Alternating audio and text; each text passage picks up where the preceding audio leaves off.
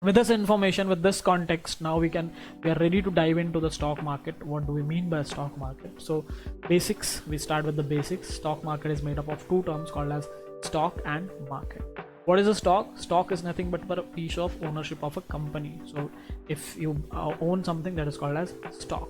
Market is a place where you can buy and sell things. So where the buying and selling happens, it's called as market. So when we say stock market, when we combine these two terms together, we are referring to a market where stocks are bought and sold. Now what is that market? It is nothing but stock market, and in legal terms or in real life we refer to it as stock exchange. Stock exchange is nothing but a stock market. We have two stock exchanges such like that, National Stock Exchange and Bombay Stock Exchange. Now what is the difference between these two? Bombay Stock Exchange is the one of the oldest, and it is the sixth largest stock exchange, established in 1875, and it is situated in Dalal Street of Mumbai. So that is your Bombay Stock Exchange. And then we have something called as National Stock Exchange. This is also situated in Mumbai only, Bandra Kurla complex, you can find it. Now it was established in the year 1992. What was the need of establishing another stock exchange when we had already an established one? The need was in the year 1992, Harshad Mehta scam story came out, and after that story came out, there are beliefs, people believe that Harshad Mehta used to control Bombay Stock Exchange.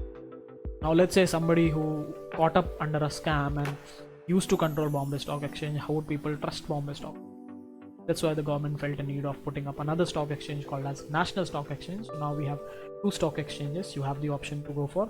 There are many, but these are the two most functional and operational ones where you can easily, access them. National Stock Exchange is also the first computerized stock exchange that we have, so that makes a difference. And as of now, all the derivatives trading that happens, futures and options, it happens in National Stock Exchange, not the Bombay Stock. Right now, there is a story I have for you. Now look at the story. There is a guy who is serving the local market, who's having a dairy at a local market, but one day he decides to go global. Now when you want to go global, you need money. How do you get money? One way is to borrow it from banks or somebody.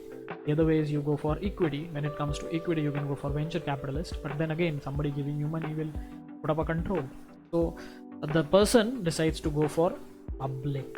Now how do you get public? Instead of borrowing it from others, you borrow it from public. Now it's not a borrowing, you can borrow it through debentures, but we're talking about actually issuing the shares. So when you issue shares, the public becomes the owner of your company.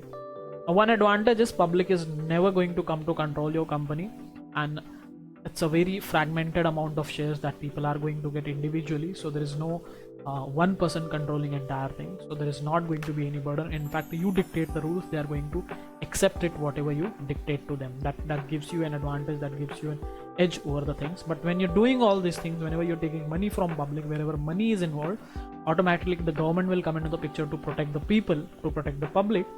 Here also the government comes. A government doesn't come directly. Government has an agency, government has an institution that is called as Securities and Exchange Board of India. In short, it is referred as, it is popularly known as SEBI. SEBI is the authority to regulate, to control, to monitor, to guide, to enhance, to promote securities and exchange in India. So whatever related to stock market or financial market, there is going to be SEBI into the picture. SEBI is the one who will regulate. So you have to follow the guidelines of SEBI to borrow money from the public. Now the process through which you borrow money from public, it is called as initial public offering, IPO, because the company for the first time is taking money from public. Now public giving money to the company is also called as primary market, because primarily the company is getting money from the public for the first time ever. This doesn't happen further time. If a company takes further money from public, it is called as further public offering, FPO we call it as. Primarily it is called as IPO, that is primary market. But the same company, when they take the money, they also become listed in the stock exchange like NSE or BSE. When they are listed, that means they go to the market. Now there are people who can actually buy the stocks from the market. This is called as secondary market. Primary market is the place where company is getting the money. After the company has got the money, the people who have got the shares, they can also sell it in the market. That market will be referred to as secondary market, right? What is the importance of financial market in the economy? There are a lot of things, few of them are listed over here.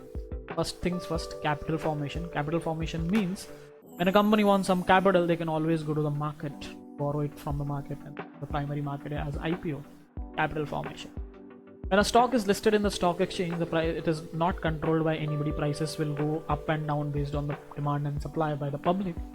that means nobody controls it, and if nobody controls it, there is always a risk of losing things. So you have to manage the risk. It gives you again a learning as risk management. The easiest way to sell your stock, the easiest way, whenever you want money, you can always sell your stock and get it converted into cash. Liquidity, it is most liquid. If you want to know the real value of any company, go to the stock market, look at their price. You discover the price, what is the value, what is the worth, what is the auqat of the company, what is economic growth.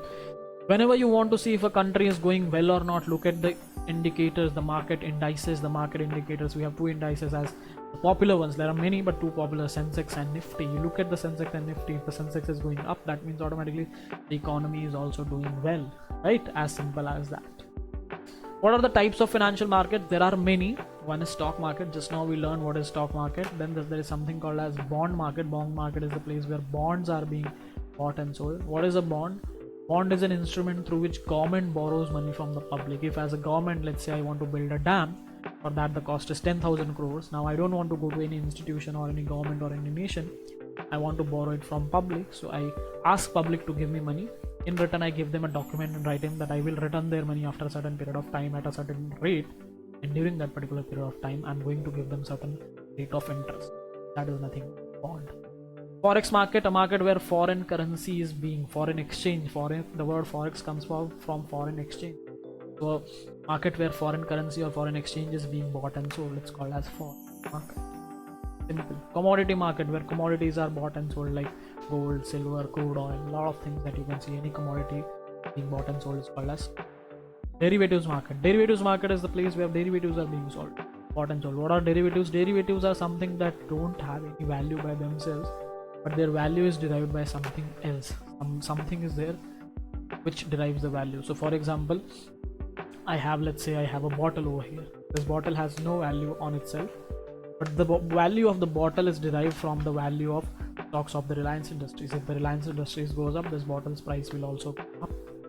That is what is called as derivatives. We have derivatives market in this particular program itself, so you'll learn derivatives market in a later stage.